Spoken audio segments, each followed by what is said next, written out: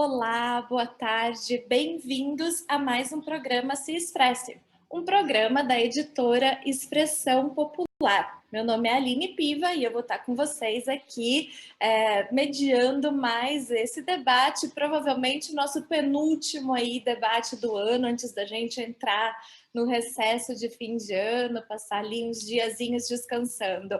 E hoje com a gente está com um convidado muito bacana, que é o professor Prudente José Silveira Mello. Ele é professor e mantenedor da Faculdade Sesusc, foi conselheiro da Comissão de Anistia do Ministério da Justiça, é mestre em Teorias Críticas de Direito pela Universidade Internacional de Andalucia, aqui, ó, dando a oportunidade da gente retomar o portunhol, lá na Espanha, né? Ele também é doutor em Direitos Humanos e Desenvolvimento pela Universidade Pablo de La Ovid, em Sevilha, também na Espanha. E hoje também, nossa, muitas coisas, integra o Conselho Consultivo da ABJD. Prudente, professor, muito bem-vindo ao nosso programa. Para mim é uma honra, Aline Paiva, participar do programa Se Expresse, aí, da editora Expressão Popular. Então, foi esse convite honroso aí, feito pelo Nilton Viana, e poder participar com você no dia de hoje, realmente me dá muito prazer, tá? A gente que fica muito feliz com a sua presença. O Nilton é o nosso coordenador de comunicação da editora e que me colocou aqui nessa tarefa do Se Expresse, já aí que eu adoro fazer, porque sempre a gente tem um bate-papo cada vez mais bacana, toda semana um tema muito legal. E o tema dessa semana é justamente os resquícios da ditadura e as violações dos direitos humanos nos tempos atuais, um tema aí muito premente, muito ligado com tudo que a gente vem presenciando, infelizmente, né, professor? Aline, veja, nesse dia de hoje nós estamos completando 72 anos da Declaração Universal de Direitos Humanos, né? E a declaração do pós-guerra, ela veio como uma promessa de garantia de uma vida digna de ser vivida, ou seja, nós passamos o século que seria dito por Hobsbawm, o século da barbárie, né? E a promessa era então de termos um mundo, né? Um mundo em que se garantisse o trabalho, né, saúde, emprego, aposentadoria, lazer, cultura, o direito a constituir uma família, né? O direito de se constituir uma vida digna de ser vivida. Essa é a promessa, ou foi a promessa estabelecida. Até que no final, nos anos pós-Segunda Guerra Mundial, nós conseguimos ter, vamos dizer assim, com a sociedade de bem-estar social, com as políticas keynesianas, eu acho que a gente conseguiu avançar substancialmente. Mas o que se avizinhou no final dos anos 80 foi o neoliberalismo, né? E esse neoliberalismo que foi destruindo essas políticas sociais, que foi destruindo esses direitos, hoje, já no século XXI, já nessas primeiras décadas, se mostraram cada vez mais violentos, né? Não tem mais compromissos com a democracia, né? Com as democracias. Então, o neoliberalismo não tem mais compromisso. É uma concentração de riqueza na mão de pouquíssimos, 1% das pessoas privilegiadas nesse mundo, dominam quase 90% da riqueza planetária. Então, nós estamos vendo uma desconstrução efetiva dos direitos humanos, né? Nós estamos vendo uma desconstrução, então, desses valores. E mais, nós estamos vendo que o neoliberalismo, nessa lógica que está presente hoje, ele trabalha não mais com a ideia de adversários, né? Ele está trabalhando com a ideia de inimigos. E os inimigos não são aqueles pelos quais nós damos garantias, respeitamos direitos, né? Os adversários, sim. Você entra numa partida de futebol, jogo, você está jogando, mas você não viola regras, você respeita o fair play, você tem uma política daquela que é voltada para uma ideia de desfrutar daquele momento, mesmo que as relações sejam diferentes. O inimigo não. O inimigo você tem por ideia destruir, aniquilar. E nós estamos vendo, infelizmente, aqui no mundo, e em especial no Brasil, uma política hoje de verdadeiro aniquilamento, né? Se nós olharmos, então, para números da população carcerária é algo que verifica de que modo nós estamos convivendo, de que modo essa sociedade está excluindo, né, nessa relação daqueles que não interessam para o neoliberalismo, para aqueles que não interessam ao poder do capital. E a gente pode passar do direito penal, depois a gente pode passar para o direito do trabalho, a gente pode passar para outras áreas de conhecimento e vemos que essa promessa, essa condição que foi então estabelecida com a ideia da Declaração Universal dos Direitos Humanos, né, dessa proposição de ter uma vida digna de ser vivida, ela se coloca agora cada vez mais distante. Nós estamos num mundo que é um mundo em desconstrução, tá? E um mundo que está voltado por uma ideia de realmente desrespeito a esses valores que foram, então, primados dentro da Declaração Universal dos Direitos Humanos. Cada vez nós estamos mais distantes dessa promessa de uma ideia de uma vida digna de ser vivida. Que alguns anos atrás a gente tinha aquela sensação, né? Estamos pelo menos no caminho certo, na direção correta desse sentido, né? Eu achei essa ideia muito interessante. Gosto muito dessa ideia que você acabou de falar, da questão de a gente não estar mais falando de adversários, estamos falando de inimigos, e inimigos que precisam ser eliminados, né? Eu acho que isso é muito válido, uma categoria de análise muito válida para o momento que a gente está vivendo, né? Gostei demais. Agora, nesse sentido, né? Já pegando o gancho nessa resposta, os direitos humanos, eles são uma construção histórica, né? Uma construção social. E sendo construção histórica, a violação dos direitos humanos também são isso, né? Também é uma construção histórica, também, e superar essas violações também vai nesse sentido, né? Trazendo aqui a sardinha para o nosso lado, como o senhor vê a questão dos direitos humanos no Brasil hoje? Olha, depois do golpe, em 2016, claro, que esse processo já vinha sendo, de um certo modo, construído já em 2013, 2014, não tinha sido bem interpretado nos seus significados e significantes, mas ele vinha sendo já construído. E isso se dá com essa grande acordo, né, com o capital internacional, né, e com o grande capital nacional. Está lá uma ponte para o futuro, aquele documento, Michel Temer, na verdade, firma, e ali tem muitos dos elementos que já configurariam. Mas ninguém imaginaria que nós chegaríamos nesse nível, por exemplo, de exclusões, de discriminações, de desigualdades, de intolerância, de uma campanha marcada por arminhas, né? De uma ideia de você, então, efetivamente trabalhar o discurso do politicamente incorreto como algo normal, né? Quando você começa a ter uma campanha demarcada pela ideia da misoginia, né? Os ataques, já dentro da política do impeachment, né? Quer dizer, impeachment se tivesse uma causa real, jurídica, mas não teve. Então, dentro desse contexto, ali a gente tem todo o contexto da misoginia, que se desdobra nos dias de hoje. As vereadoras que foram eleitas, mulheres negras agora, estão sendo perseguidas e ameaçadas de morte. Nós tivemos o caso da Marielle, que completou 1000 dias, né? E aí a gente vê claramente a política de eliminação do inimigo, né? Daquele que se coloca dentro dessa construção. Então, todo esse contorno, todo esse caldeirão que está colocado aí, ele está cada vez mais determinado de uma ultradireita, né? Uma extrema-direita que aqueles elementos, aquela vida que nós tivemos no processo de golpe militar em 1964. Então, esse retorno, né? Essa situação se avizinha hoje com repetição de intolerâncias de outrora e novas intolerâncias, né?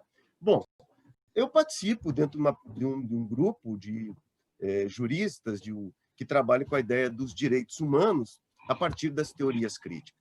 Então, para nós, não dá para a gente pensar que a Declaração Universal dos Direitos Humanos, resolvidos, porque nascemos humanos, somos todos iguais. Não há essa relação efetiva de igualdade, efetiva, demarcada, inclusive, por essa econômica de exploração, de uma concentração da riqueza, que cada vez mais se desdobra nesse mesmo sentido, determinado pela neoliberalismo, se não hoje um ultra-neoliberalismo. Bom, mas nós, Aline, a ideia dos direitos humanos como processo. Então, nós só conseguimos ver os direitos humanos a partir da ideia de que são processos de luta para assegurar bens, né, materiais e imateriais que dão uma vida digna. Então, nós só podemos admitir que, dentro dessa construção, dessa visão de direitos humanos, a partir das teorias críticas, nós, e isso é uma homenagem aqui que eu faço ao nosso querido professor Joaquim Herrera Flores, da Escola de Sevilha, né, o sevilhano, essa lógica, nós só podemos, então, de processo de luta. Esse executivo de protagonismo em relação em processo. Então, garantir que materiais e imateriais, saúde, lazer, trabalho, dignidade, né, venham a permitir, então, essa luta contra a intolerância, contra a discriminação, contra as injustiças, né? Então, o Brasil não anda bem, né?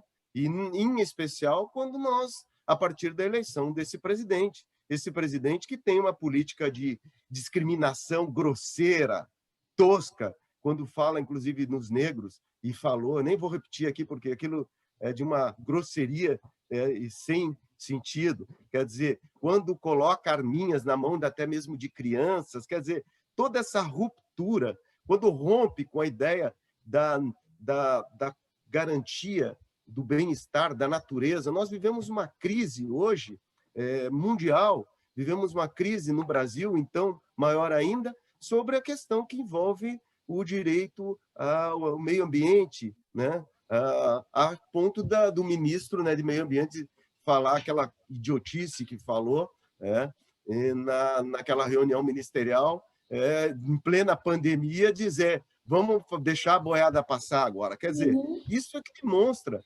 realmente as bases do que nós estamos vivendo dentro desse governo.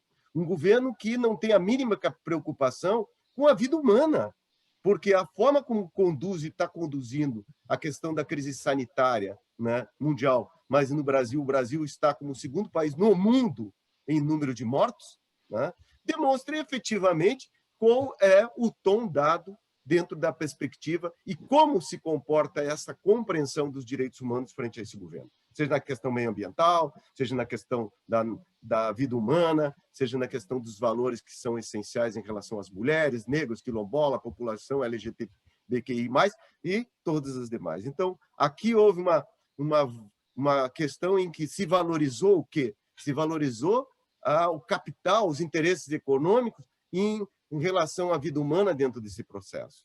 Não se garantiu essas salvaguardas, não teve essa preocupação.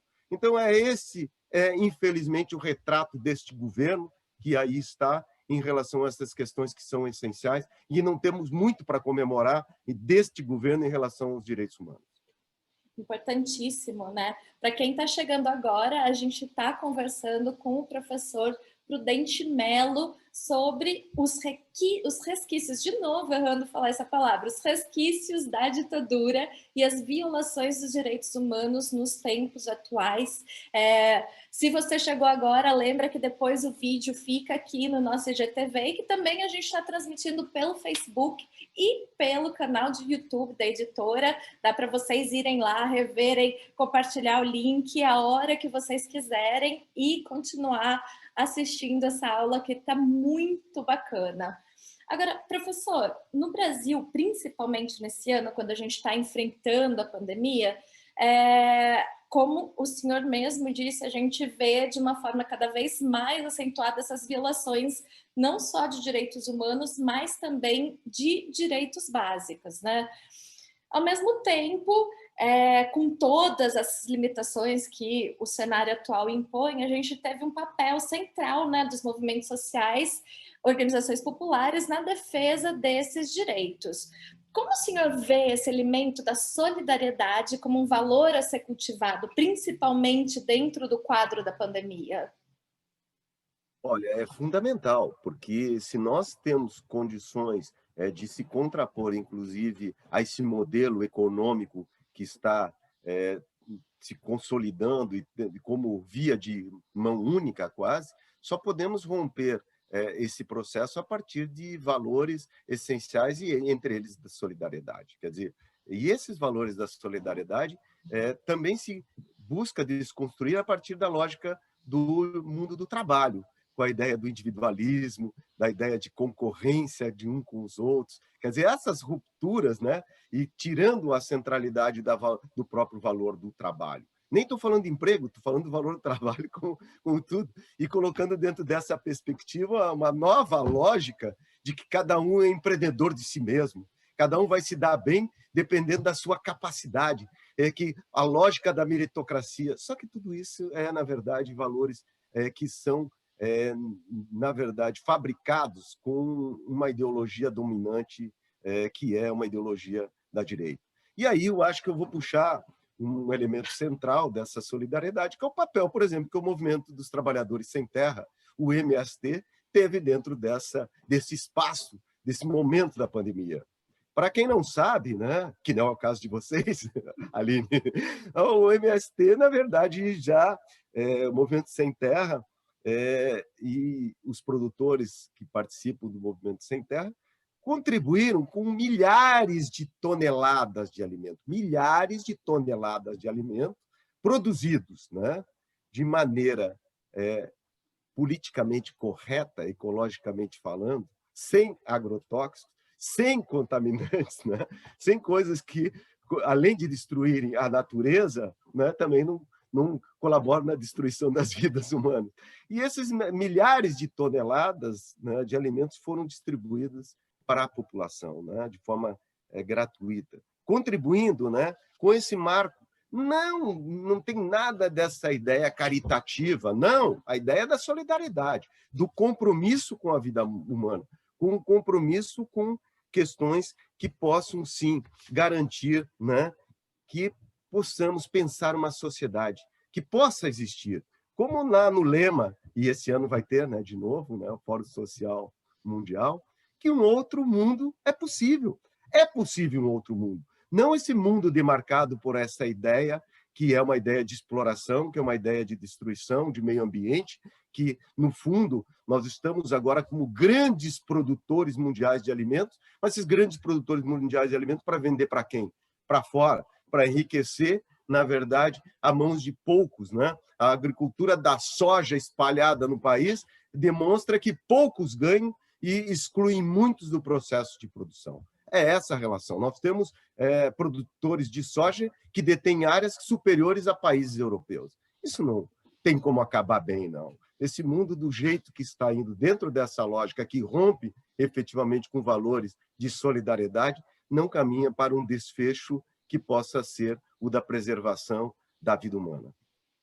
Agora, voltando um pouco para o tema da ditadura, né, desses resquícios, meu Deus do céu, hoje não vai sair essa palavra, resquícios da Que ditadura. bom, assim se marca bem a palavra, resquícios. Né? Gente, tá difícil hoje, eu acertei uma vez ainda. Lá da primeira pergunta, você lembrou bem, né? Hoje, 10 de dezembro, foi o dia da Declaração Universal dos Direitos Humanos. Dia 13 de dezembro, lá de 68, de 1968, foi quando entrou em vigor o AI-5, né? A expressão ali, a face mais terrível da ditadura militar aqui no Brasil. Tem como a gente pensar algum paralelo entre o AI-5 e esse momento que a gente já falou, né? Um momento tão difícil, de tanto retrocesso, de tanta perda de direitos, né? E ataques? Eu acho que tem, até mesmo sem forçar, tá? Porque às vezes a gente quer... Não, eu acho que até sem forçar, mas é importante antes destacar que o ato institucional número 5, o AI-5, fizeram uma pesquisa recente, agora, Aline Piva, e as pessoas não conheciam, não sabem do que se trata, nem do que aconteceu. E então, quando a gente fala do AI-5, né, a gente tem que falar de arbítrio, de violência, de mortes e de corrupção da ditadura militar. Nós tivemos, dentro do processo do AI-5, o fechamento completo do regime, porque a partir de 68, o que nós temos com o AI-5 é a proibição, tá, de qualquer manifestação. Tá? E mais, nós chegamos a ter, na sequência, inclusive, aprovada a pena de morte no Brasil para opositores políticos. Então, o AI-5 está dentro desse contexto, tá? Dentro dessa relação. Então, bom, quem não conhece a sua história, como disse, está fadado a repeti-la. Tá? Esse é um dos grandes temas.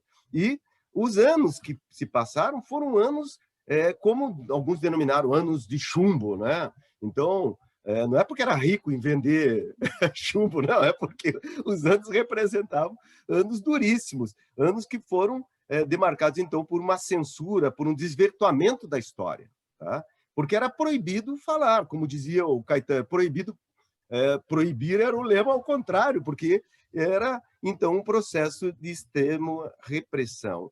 E isso levou a milhares de pessoas que foram presas. Nós tivemos quase 50 mil pessoas que foram presas. Mais de 100 mil pessoas responderam processos militares. A ditadura começa em 64, com o golpe, atacando fundamentalmente setores do quê? Dos militares nacionalistas, tá, que tinha, dos setores que eram, então, setores organizados da esquerda, sejam desde democratas, sociais-democratas, socialistas, comunistas, anarquistas, que também sofreram, e o movimento sindical. O movimento sindical é também atingido logo no golpe e reprimido, porque, afinal de contas, a classe trabalhadora sempre opôs ao processo de exploração.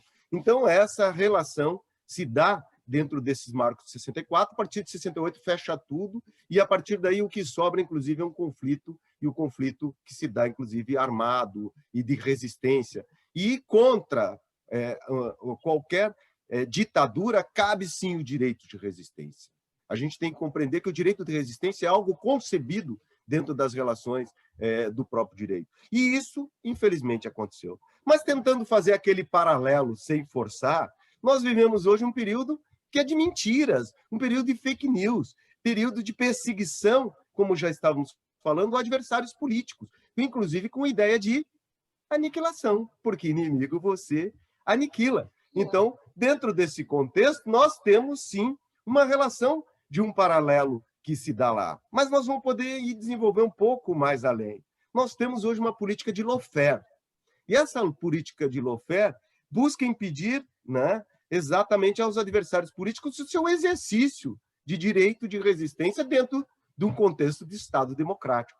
Tá? E aqui o que se tenta dentro desse contexto, e até mesmo a América Latina, nós estamos vivendo isso, é de criminalizar, é de impedir, através do uso do lawfare, que é essa utilização até do poder judiciário, de todos os espaços, para o quê? E a serviço econômico, de neutralizar, de criminalizar, de prender e reprimir. Quer dizer, não é aquela ditadura no seu modelo tradicional ou histórico, mas são processos políticos que se desenvolveram e que vêm com uso, inclusive, do poder judiciário, como a ditadura utilizou o poder judiciário para perseguir, criminalizar, porque durante a ditadura os perseguidos políticos eram julgados, com base na Lei de Segurança Nacional, em tribunais militares. Só isso, que agora ainda não chegou. Tá? Mas existe, sim, um processo de uso de todo o que aconteceu, e aí a Lava Jato é um exemplo claro de formas de perseguição que se deu dentro desse universo, desse espaço ditatorial. Então, no meu modo de entender, tá? Não querendo forçar, mas não sei se há como reconhecer que estamos vivendo efetivamente no Estado democrático de direito. Começo a ter minhas dúvidas, Porque se essas garantias, que são as garantias fundamentais e que passam pelo Poder Judiciário, passam a sofrer esse uso do lawfare e juízes que, como o Moro, né, exerceram práticas que exatamente violam esse compromisso fundamental com a justiça, com o Poder Judiciário, de fato, alguns elementos nos reportam o período da ditadura militar. Uma questão importantíssima, né? Em que momento um governo ilegítimo se torna uma ditadura, né? Quais são os elementos que levam a gente a poder afirmar estamos vivendo numa ditadura? Que eu acho que o grande questionamento que a gente vive agora, né? Agora, o senhor falou da questão de não conhecer a história do AI-5, né? A gente tem aqui no Brasil uma historiografia, entre algumas aspas, né? Que realmente tem essa função, né? De apagar essa parte da nossa história, de fazer com que não reconheçam essas atrocidades. Nesse sentido, e o senhor fez parte da Comissão Nacional da Verdade, qual é a importância dessa comissão para a gente trazer, né? Não só para a história, mas em geral, qual é a importância da comissão? Eu participei, Aline, da Comissão de Anistia por 10 anos. Inclusive, Comissão da Anistia. Junto com meu querido amigo Jovelino Strozak, né? Então, na verdade, na Comissão de Anistia, depois vou falar um pouquinho também sobre a Comissão da Verdade. Participei de comissões da verdade em nível estadual em Santa Catarina, Comissão da Verdade de jornalistas, participei da Comissão da Verdade na OAB Santa Catarina, mas não da Comissão Nacional da Verdade. A Comissão Nacional da Verdade, ela cumpre com um papel fundamental, tá?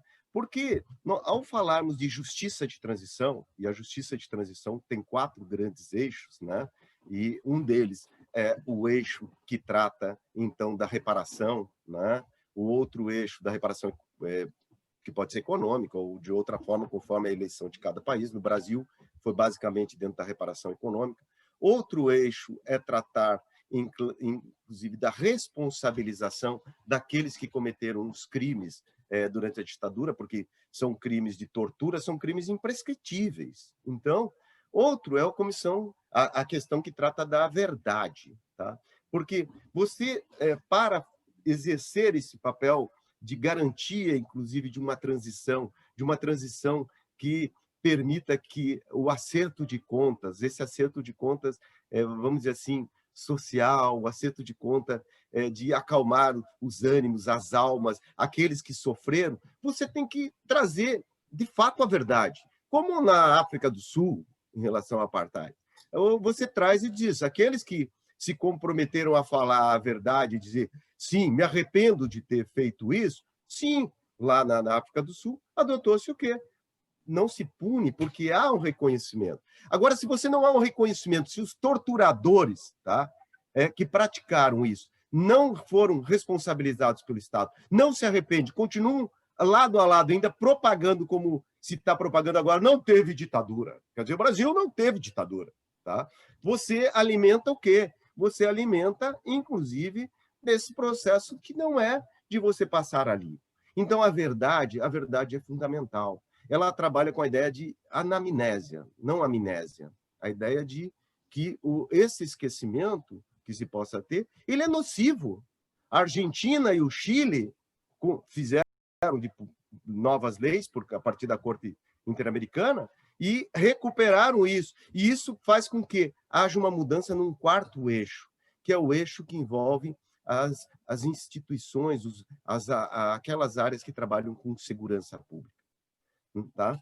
Se nós não modificarmos nossas estruturas de segurança pública, nós vamos continuar vivendo como estamos vivendo, um número de pessoas assassinadas e mortas por forças de segurança. E claro que essa recai, na grande maioria, em negros, porque, afinal de contas, são as pessoas pobres, e essas, a grande maioria, e, consequentemente, são os mais atacados. Então, essa relação é a reprodução do processo de violência. Então, o eixo de justiça de transição é fundamental. E a Comissão da Verdade, ela trabalhou com esse eixo, então, da questão da memória. Ela trouxe à luz, mas trouxe à luz aquilo que já há mais de 10 anos se produzia de histórias dentro da comissão de anistia, das fontes vivas, das pessoas, dos familiares, daqueles que sofreram as agruras, todas as violências que vieram e deram o seu testemunho. E isso estão em quase 70 mil processos.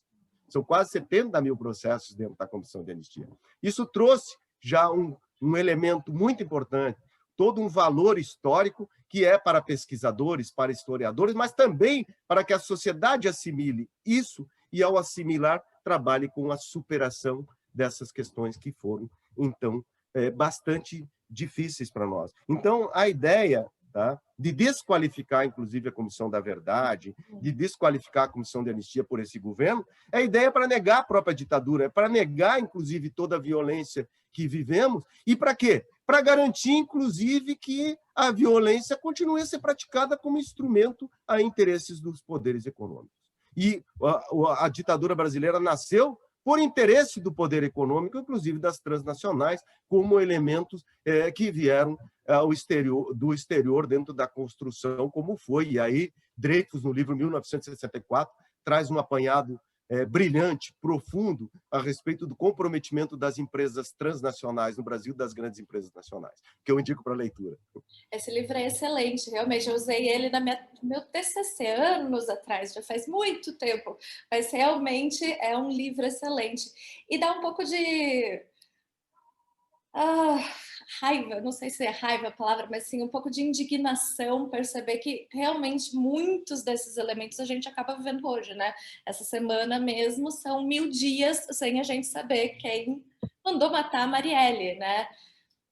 Usando aí todo o aparato de Estado e um governo que é claramente miliciano e está ligado a tudo isso.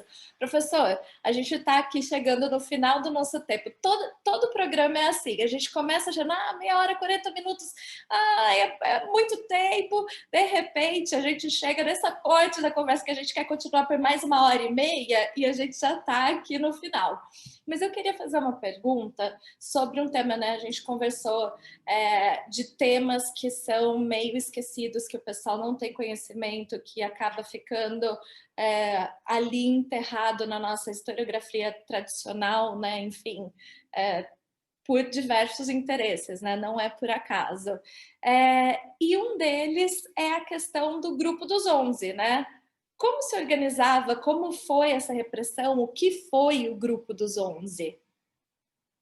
Eu acho que o Grupo dos 11 foi um dos temas mais difíceis de a gente julgar e apreciar dentro da Comissão de Anistia. Porque o Grupo dos 11 ele partiu de uma ideia do Leonel Brizola lá atrás, de como diz, pelo menos reza a lenda nesse sentido, como se fosse formar pequenas unidades de um time de futebol. Por isso, 11. Então, e aí, utilizando a partir dessa técnica, tinha um programa no rádio, né, em que toda semana o próprio Brizola participava e anunciava a nova formação do Grupo dos 11 na cidade tal, e assim por diante, mostrando a adesão, não a adesão, muitos dizem, era comunista, não, era antes de mais nada um grupo de uma concepção social-democrata, ou de nacionalistas, ou democratas. Então, essas unidades eram formadas, e tentando estabelecer uma capilaridade, então, em âmbito nacional. Então, você vai ter Grupo dos 11 nos mais diversos estados, localidades, etc. e tal, porque a rádio, naquele momento, tinha uma expressão, uma expansão, e ia sendo anunciado. Mas o que acontecia? O Grupo dos 11 não tinha uma efetiva centralidade, tá? Porque ele acontecia dentro da sua formação em vários locais ao mesmo tempo, em vários espaços, e etc. e tal. E para apreciar exatamente os processos daqueles que eram presos e denunciados no Grupo dos 11, e muito da organização do Grupo dos 11, não acontecia nas grandes cidades, acontecia nas cidades, então, mais isoladas. Pensemos que nós estamos falando anos 60, né? Final dos anos 60, mesmo começo dos anos 70, e com isso, porque Brizola vai para o exílio, né? Então, a partir daí, esquece também essa relação. Então, o Grupo dos 11, a nossa dificuldade era averiguar o processo de perseguição. E quando acontecia a perseguição nessas localidades, né, distantes, essas pessoas fugiam, né? Essas pessoas iam se esconder, ou na casa de familiares mais distante, ou outros lugares, ou mesmo boa parte do Rio Grande do Sul, Santa Catarina e mesmo Paraná, atravessava a fronteira e ia para o Uruguai, ia para a Argentina, ia para outro espaço. E essa dificuldade, então, do Grupo dos 11 se passou a mais difícil. Porque toda a averiguação, né, Aline Piva, da maioria dos processos, para a gente apreciar os processos, a gente ia a partir do quê?